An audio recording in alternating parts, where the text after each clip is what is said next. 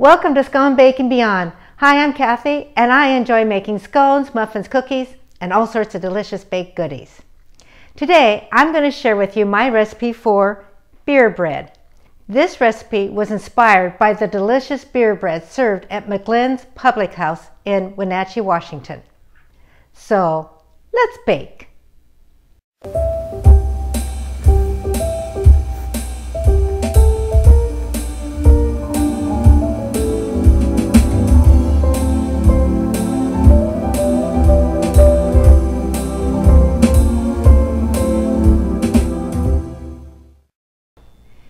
This recipe is so easy. There's only 5 ingredients to this recipe.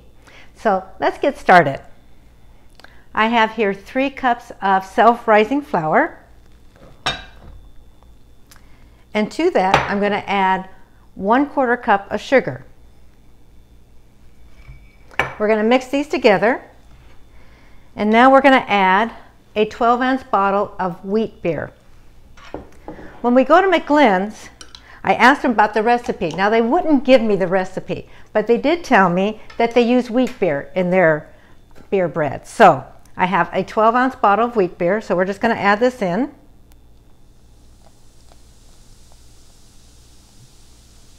And add it in kind of slowly, because it does foam and bubble up there.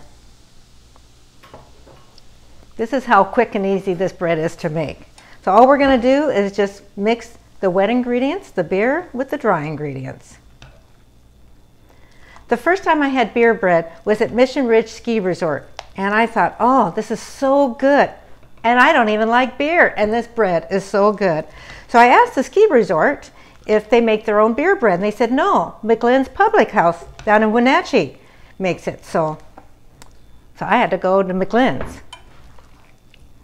And oh, this beer bread is so good at McGlynn's. There we go. That's it. That's all we have to do. So I have here an 8" by 8" glass baking dish, and you can use a metal pan instead if you'd like, but I like using a glass baking dish. So I have prepared it. I have lightly greased the bottom and the sides. So all we're just going to do is put our batter in there.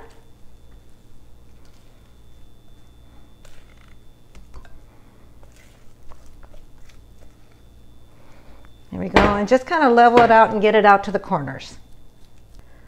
All right, we have leveled it out, got it out to the corners.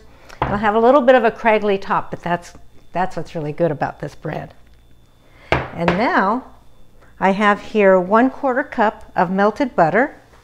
And sometimes I use all of this melted butter, and sometimes I don't. What we're going to do is just kind of pour this on, and you just kind of watch it to see if that's just kind of like, that looks like enough butter on top, and today looks like I'm using it all.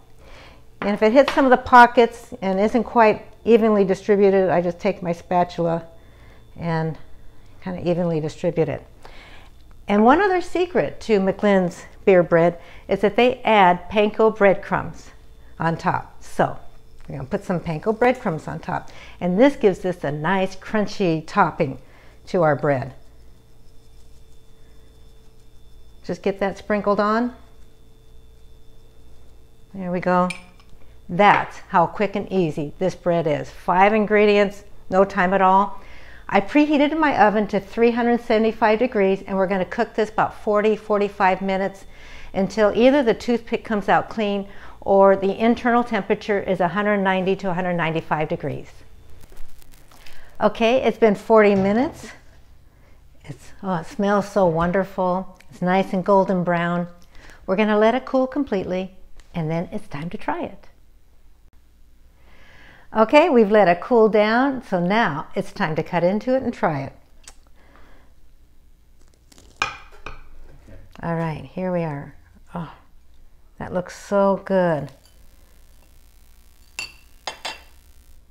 Look at that wonderful texture. Oh, this is going to be so good. And then that crumble top from the panko breadcrumbs. Oh. But what I'm going to do is I'm going to cut this in half here, open this up. There we go. Look at that. What I'm going to do is serve this with a little honey butter I made. And how to make honey butter is you take 1/2 cup of room temperature butter, and add 1 tablespoon of honey and 1/8 teaspoon of vanilla extract and just a pinch of cinnamon, and you whip that together for about 5 minutes and you get this wonderful honey butter. So we're just going to put a little bit of that on. Oh, this is going to be so good. You don't have to actually have the honey butter with it, but it just makes it even better. So we'll try a bite.